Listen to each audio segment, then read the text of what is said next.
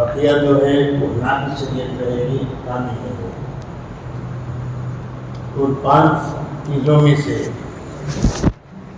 یہ 5 اجزاء سے شریعت مرتب ہے، ان میں سے ایک عقائد ہے، جن عقائد کو ایمان مفصل میں تفصیل سے بیان کیا گیا ہے کہ 7 چیزوں پر ایمان لے آنا ضروری ہے۔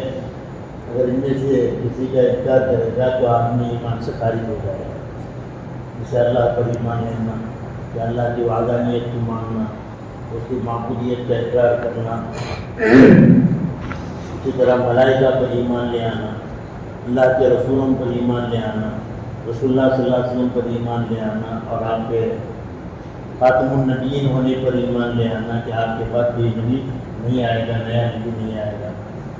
یہ اسی طرح اللہ کی کتابوں پر ایمان لے آنا، جو ایمانی مفصل میں جو تفصیلات بیان کی گئی وہ عقائد کا دین عقائد، تو یہ پہلا جو ہے شریعت کا۔ دوسرا جو ہے عبادات، شریعت کا دوسرا جو جیسے نماز ہے، روزہ ہے، تلاوت ہے، زکوٰۃ حج وغیرہ، یہ عبادات تو شریعت کی دوسرا جو ہے۔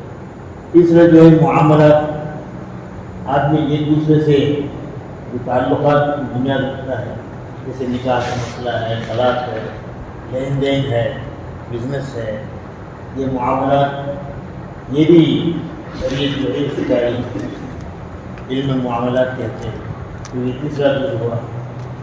چوتھا جو ہے معاشرت، خود آدمی کا رہن سہن، اٹھنا بیٹھنا، کھانا پینا، اس کے طرز زندگی، یہ معاشرت، یہ بھی شریعت، اسے بھی شریعت سکھائی ہے کہ آدمی کیسے رہے، اس کا کھانا پینا کیسا ہو، رہن سہن کیسا ہو۔ پانچواں جو ہے وہ علم اخلاق ہے کہ آدمی کے اخلاق کیسے ہوں، اچھے اخلاق کیا ہیں، برے اخلاق کیا ہیں۔ تو یہ 500 کے مجموعے کو شریعت کہتے ہیں۔ اور رسول اللہ صلی اللہ علیہ وسلم کے بعثت کو جہاں اللہ تعالیٰ بتائیں انہی چیزوں کی طرف اشارہ کیا ہے کہ وہ الذی بعث فی الامیین رسولا، وہ ذات جس نے امی ناخواندہ لوگوں میں ایک رسول کو، انہی میں سے ایک رسول کو بھیجا۔ اس رسول کے بعثت کا مقصد کیا ہے؟ یتلو علیہم آیات، ان کے سامنے قرآن کی آیتیں پڑھ کر سنائیں، اللہ کی وحی جو نازل ہوتی ہے، وہ احکام جو آتے ہیں وہ پڑھ کر سنائیں گے، بتائیں گے۔ وَيُعَلِّمُهُمُ الْكِتَابَ، اسی طرح کتاب کی تعلیم دیں گے۔ تعلیم کے اندر عقائد، معاملات، عبادات سے جائے۔ وَيُزَكِّيهِمْ، یہ جو بات بتایا تھا اللہ تعالیٰ کہ وہ نبی جو ہے امت کے لوگوں کی جو ہے تزکیہ کریں، ان کے اخلاق کو سنواریں، یہ بھی جو ہے نبی کے بعثت کا مقصد ہے۔ جس طرح تعلیم دینا، احکام بتلانا، حلال اور حرام بتلانا، معاملات کو بتلانا، رہن سہن آدمی کے بتلانا، جیسے یہ تعلیم دینا نبی کی ذمہ داری ہے۔ اخلاق کو سنوارنا، صحیح اخلاق سے آراستہ کرنا، اخلاق رذیلہ کو دور کرنا، یہ بھی نبی کے مقصد میں سے، بعثت کے مقصد میں سے۔ بلکہ اللہ تعالیٰ عام طور پر ہر نبی کی بعثت کا مقصد یہی بتایا، وَلَقَدْ بَعَثْنَا فِي كُلِّ أُمَّةٍ رَسُولًا أَنِ اعْبُدُوا اللَّهَ وَاجْتَنِبُوا الطَّاغُوتَ، ہم نے ہر قوم میں ایک نبی کو، ایک رسول کو بھیجا۔ بھیجنے کا مقصد کیا ہے؟ أَنِ اعْبُدُوا اللَّهَ، کہ وہ لوگوں کو بتائیں کہ وہ اللہ کی عبادت کریں۔ اس میں جو ہے عقائد، عبادت وغیرہ اس میں آ گئے۔ وَاجْتَنِبُوا الطَّاغُوتَ، اور شرک شیاطین سے، گناہوں سے جو ہے وہ کرے، اس کے لیے اجتناب کرے۔ تو اخلاق کی جو درستگی ہے، اخلاق جب درست ہوں تو آدمی جو گناہوں سے بچے گا۔ اخلاق اگر صحیح بگڑ جائے تو آدمی جو ہے گناہوں میں مبتلا ہو جائے گا۔ تو نبی کا مقصد جو ہے، جس طرح اللہ تعالیٰ کی عبادت، اس کی ربوبیت کو بتلانا ہے، اسی طرح لوگوں کو جو ہے شیطانی طاقت سے، گناہوں سے بچانا، ان کو سمجھانا، یہ بھی انبیاء کے مقاصد میں سے ہے۔ تو آج جو امت کا ایک بہت بڑا طبقہ جو ہے، اس علم اخلاق کے تعلق، اسی علم اخلاقی کو علم تصوف کہہ لیں، علم تزکیہ کہہ لیں، چاہے نام کچھ بھی دے لیں، تو یہ جو ہے شریعت کا ایک جز کہنا ہے۔ آج امت کا ایک طبقہ جو ہے اس علم اخلاق کے سلسلے میں افراط و تفریط کا شکار ہے، یعنی بے حد بے غلو۔ علم اخلاق کا مطلب جو ہے آدمی اس طرح ولایت سے آراستہ ہو کہ امور غیر اختیاریہ کا مالک اسے کشف ہو، کرامت ہو، اس کی دعائیں قبول ہوں، وہ پانی میں چلتا رہے اور ہوا میں اڑے، ایسی چیزوں کو جو ہے اخلاق کہتے ہیں، اسی کو تصوف کہتے ہیں، اسی کو ولایت کہتے ہیں۔ ایسا طبقہ جو ہے افراط میں مبتلا ہے۔ یہ طبقہ جو ہے غلو، ایک دم غلو، نبی کے برابر کرنے کی کوشش۔ یہ طبقہ جو تفرید کا شکار ہے کہ یہ کچھ بھی نہیں ہے، یعنی صرف عقائد درست ہو، نماز روزہ صحیح ہو، بس ہے، اخلاق نام کی کوئی چیز نہیں، تزکیہ وغیرہ سب کچھ بھی نہیں ہے، ایسے وہ ڈھکوسلی چیزیں شریعت کے اندر اس کا کوئی اعتبار نہیں۔ ایسا ایک امت کا ایک طبقہ موجود ہے۔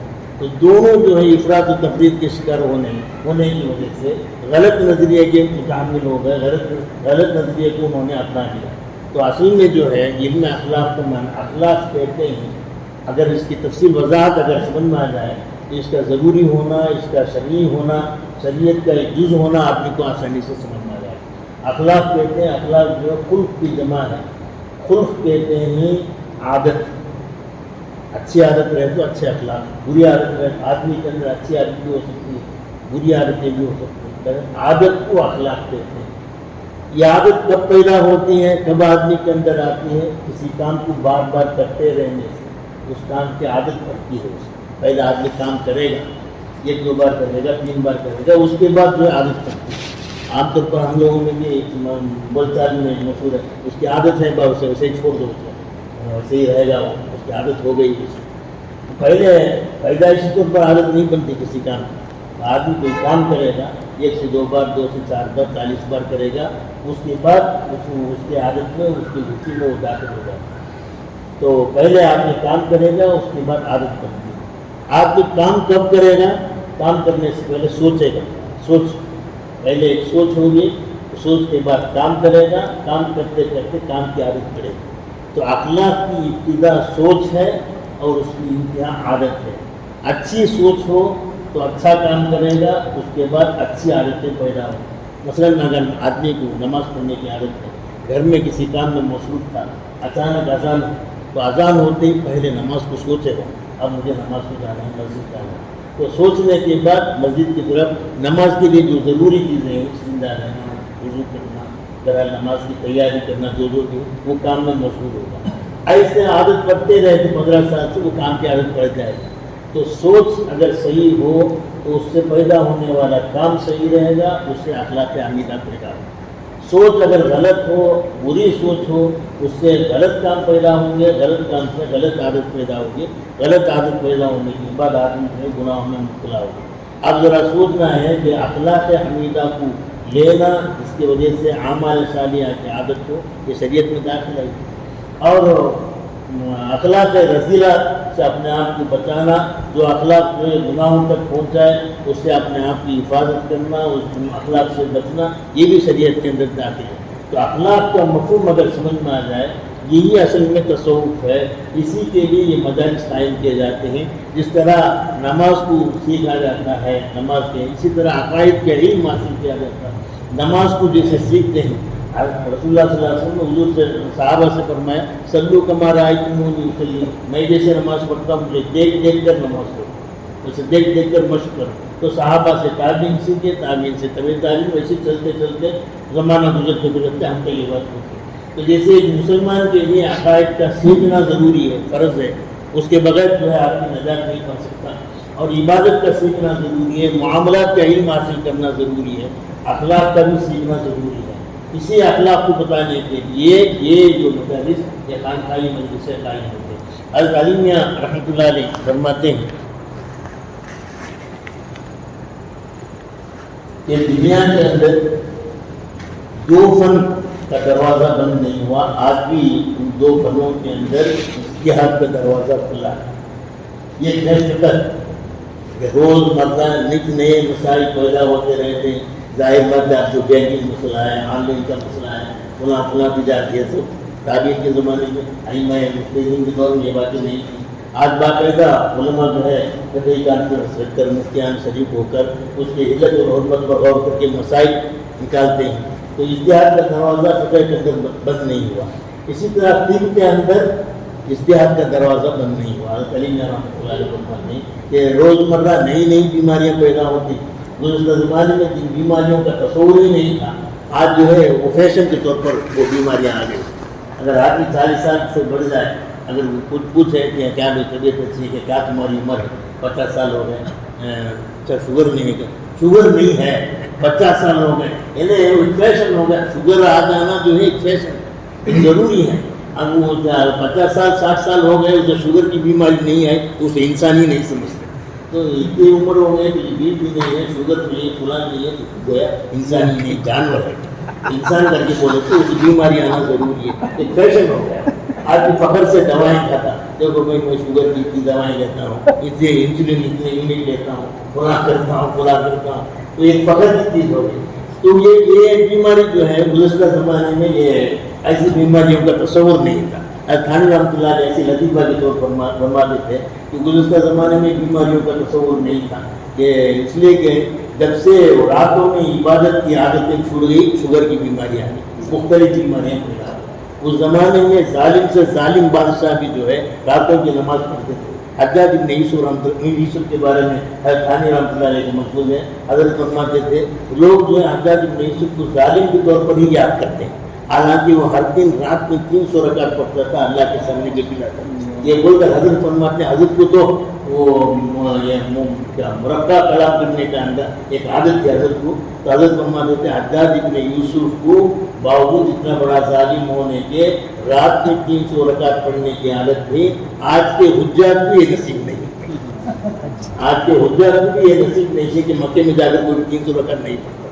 تو ایسا جو بیماریاں آتی ہیں ان بیماریوں کی تحقیق کے لیے جو اشتہار کا دروازہ آج بھی کھلا ہے۔ اسی طرح یہ اخلاق جو ہے یہ روحانی بیماریاں ہیں، جس طرح جسمانی بیماری کے لیے دوائیں، اس کے علاج، آپریشن نئی طریقے سے اس کا علاج ہوا ہے، اسی طرح اخلاق کی درستگی کے لیے نئے طریقے جو ہے اولیاء کرام نے اسے ایجاد کیا ہے امت کی آسانی کے لیے، کیونکہ مرور زمانہ کے اندر زمانہ گزرتے لوگوں کے قوت کمزور ہو گئے، ان کی یادداشت کم ہو گئی، دماغی قوت کمزور ہو گئی، ایمانی قوت کمزور ہے۔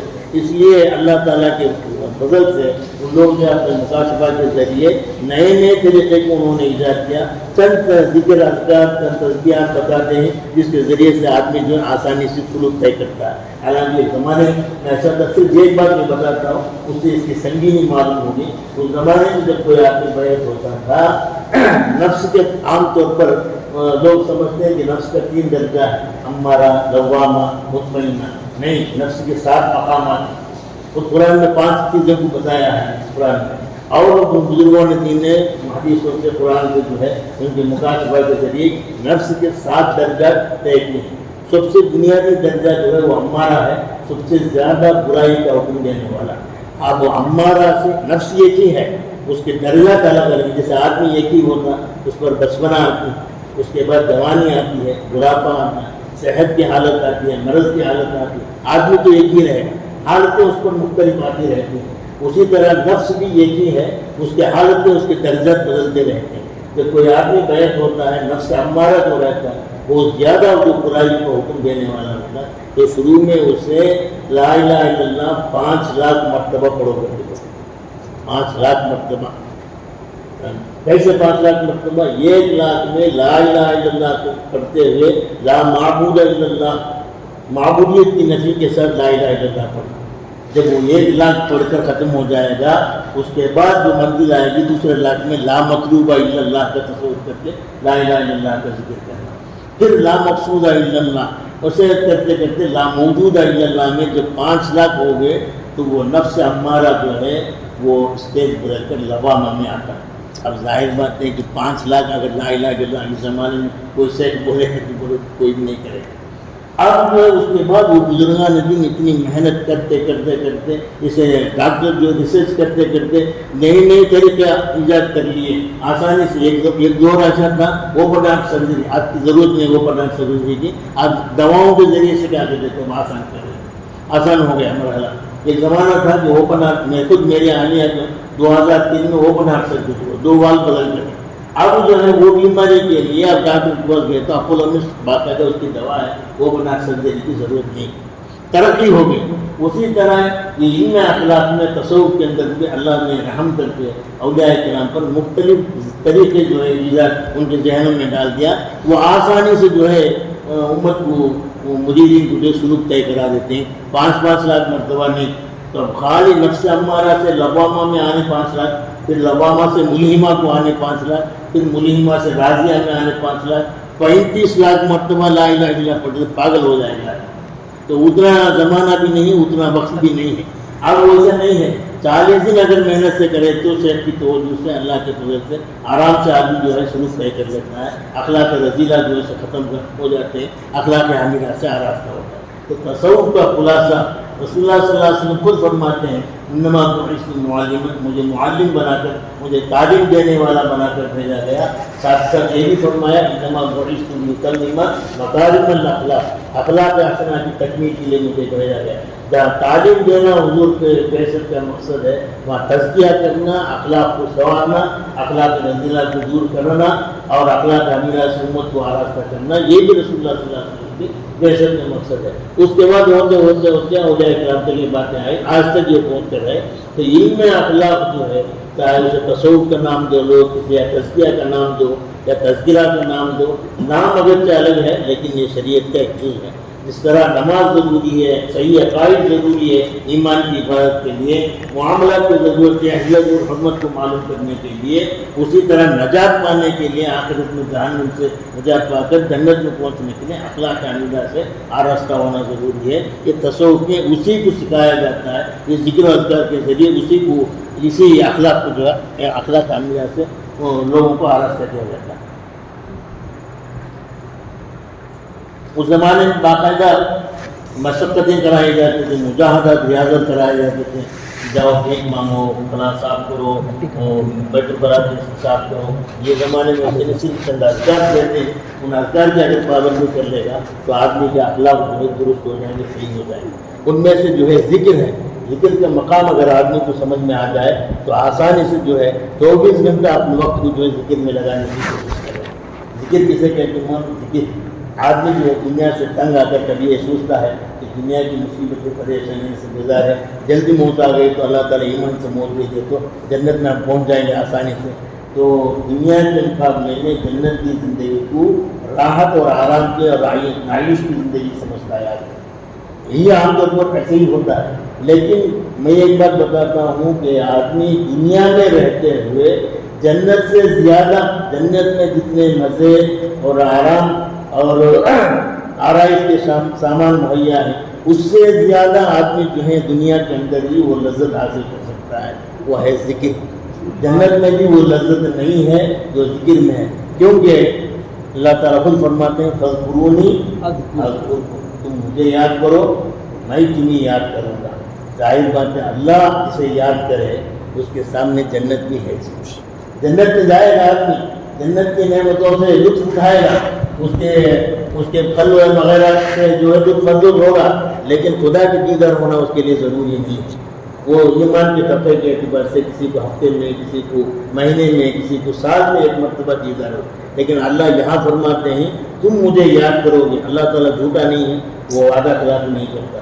ضرور اگر ہم ذکر کریں گے یقیناً اللہ تعالیٰ ہم کو بھی یاد کریں گے۔ حضرت ایک مرتبہ گنگوئی رحمۃ اللہ علیہ جو ان کے خاص خادم تھے، حضرت مولانا یحییٰ صاحب رحمۃ اللہ علیہ، شیخ الحدیث کے والد، جب اس وقت حضرت کی بینائی ختم ہو گئے تھے رشید احمد گنگوئی رحمۃ اللہ علیہ کے، ایک مرتبہ حضرت یحییٰ اور ان کے بھائی حضرت مولانا الیاس صاحب رحمۃ اللہ علیہ وہ گنگوہ میں خانقاہ میں تھے، تو چونکہ حضرت کی بینائی ختم ہو گئی تھی، حضرت نے پوچھا مولوی یحییٰ دوسرا کوئی ہے یا نہیں؟ تو انہوں نے کہا حضرت میرے بھائی الیاس ہیں، بقیہ کوئی نہیں ہے۔ اچھا آؤ میں ایک بات بتاتا ہوں۔ یہ بات یہ ہے کہ یہ بات ذہن میں رکھ لو، اللہ کا نام چاہے کتنے ہی غفلت سے لے لو اس کے اندر اثر کیے بغیر نہیں رہے۔ اللہ کا نام ضرور اثر کرے، چاہے تم غفلت سے، دنیاوی خیالات سے توجہ منتشر ہو کر اللہ کا نام لو، لیکن اللہ کا نام کے اندر ایسی لذت ہے ضرور اس کا اثر آدمی کے دل کے اندر پیدا ہوگا۔ سب سے بڑا اثر یہی ہے کہ فاذکرونی اذکرکم، تم مجھے یاد کرو میں تمہیں یاد کروں گا۔ ظاہر بات ہے آدمی قرآن کی تلاوت کرتے ہوئے، ذکر کرتے ہوئے، درود پڑھتے ہوئے اس کے ذہن میں یہ استحضار ہو یاد ہے کہ میں اب اللہ کو یاد کرنے جا رہا ہوں، اللہ بھی مجھے یاد کریں گے، تو واقعی وہ ذکر کا انداز ہی الگ رہے گا۔ آدمی جو ذکر اذکار کو چھوڑنے کے لیے تیار نہیں ہوگا۔ جب ظاہر بات ہے جب وہ اللہ تعالیٰ خود کسی کو یاد کر لے تو اس کے اندر اخلاق کی ترقی کیوں نہیں ہوگی؟ اخلاق حمیدہ سے کیوں آراستہ نہیں ہوگا؟ اخلاق رضیلہ برے اخلاق کیوں اس سے دور نہیں؟ ارے اللہ یاد بھی کرے اور پھر اس کے اندر اسے جو ہے غلاظت میں مبتلا کرے، ایسا تو نہیں ہو سکتا۔ اللہ جتنے جو ہے ظالم نہیں ہے ایسا نہیں کریں گے اللہ تعالیٰ، یقیناً اسے اخلاق آراستہ کریں گے اخلاق حمیدہ سے۔ تو یہ تمام باتوں کی وجہ سے آج کے بزرگان دین نے ذکر کو جو ہے اپنایا ہے، ان ذکر کے ذریعے اخلاق حمیدہ کی آراستہ کی جاتی ہے۔ تو اس لیے تصوف کے نام پر جو امت کے اندر بگاڑ ہے، جو پرانے ذہن کی وجہ سے لوگوں کے اندر نت نئے اشکالات اعتراضات ہیں، وہ اللہ کے لیے دور کرو۔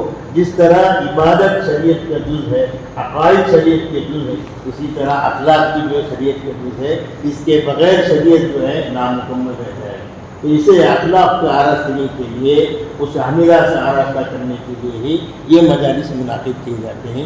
اس لیے آپ حضرات سے گزارش ہے کہ ان مجالس میں جہاں بھی ہوں شریک ہوں، ذکر کو سیکھیں، ذکر کریں، ذکر کرنا سیکھیں، ذکر کیسے کیا جاتا ہے، کس تصور سے، کس ارادے سے، کیا نیت ہونی چاہیے، کیسے اللہ تعالیٰ کے اندر ہماری یاد، اللہ کیسے ہم کو یاد کریں گے، ہم کیسے یاد کریں تو اللہ کیسے ہم کو یاد کریں گے، یہ تمام چیزیں سیکھنا پڑے گا۔ سیکھنے سے جسے نماز سیکھتے ہیں، عقائد کو سیکھتے ہیں، ذکر کو بھی سیکھ کر کرنا ہے، اس لیے ہی ان مجالس کو منعقد کی جائے۔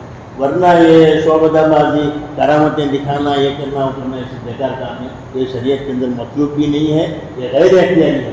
ایسا ہو سکتا ہے کہ آدمی زندگی پر ولی ہو، زندگی میں اسے کوئی کرامتی ظاہر نہ ہو، کوئی دعا ہی اس کی قبول نہ ہو سکتا ہے ایسا، کوئی ضروری نہیں ہے۔ یہی نبوت اور ولایت میں یہی فرق ہے کہ نبوت کے اندر نبی کو اپنے نبوت پر یقین ہونا ضروری ہے، اس کا علم ہونا ضروری ہے، اس پر عقیدہ ہونا ضروری ہے، اپنے نبی ہونے کا یقین ہونا ضروری ہے۔ لیکن ولی کو اپنی ولایت پر یقین ہونا کوئی ضروری نہیں۔ آدمی زندگی پر ولی رہے گا، ایسا بھی ہو سکتا ہے، زندگی پر وہ معمولیات میں رہے گا، مرنے کے بعد اسے پتہ چلے گا کہ ولایت کے بہت اونچے مقام پر پائے۔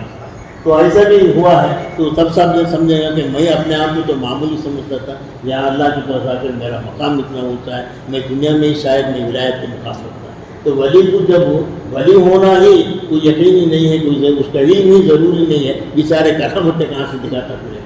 اس لیے یہ تمام چیزیں ذہنوں سے نکالو، اس سے ولایت کے تصوف کا کوئی تعلق نہیں۔ امور غیر اختیاری، کشف ہونا، کرامتیں ہونا، یہ ہونا وہ ہونا، برکتیں ہونا، ہاتھ اٹھائے تو دعا قبول ہو جانا، یہ فوراً جو ہے شادی ہو کر 15 سال ہو گیا، حضرت دعا کرو اولاد کے لیے، یا اولاد کی فیکٹری رکھا ہے بیچارہ، جو وہ نہیں رکھا ہے وہ 5 سال بچہ اٹھا کر رکھا۔ آپ پھر اس سے بدزن ہو جانا۔ ہم 5 سال سے حضرت سے بولتے رہتے ہیں کہ ہم بچہ ہی پیدا نہیں ہوتا، یہ کیا ولی رہیں گے؟ کہ انہیں ولی ہے یا بچوں کی فیکٹری بنانے؟ فیکٹری نہیں، فیکٹری کی قسم نہیں ہے۔ یہ سب ولایت کے اندر تصوف کے اندر اس کا کوئی دخل نہیں ہے۔ یہ جو ہے جیسے نماز کو سیکھا جاتا ہے، اخلاق کو سیکھنا یہ ضروری ہے۔ اللہ تعالیٰ سے دعا ہے کہ اللہ تعالیٰ صحیح تصوف کو سمجھ کر اور ذکر اذکار کرنے کی توفیق عطا فرمائے۔ اللہ تعالیٰ اپنا قرب اور محیث کو نوازے۔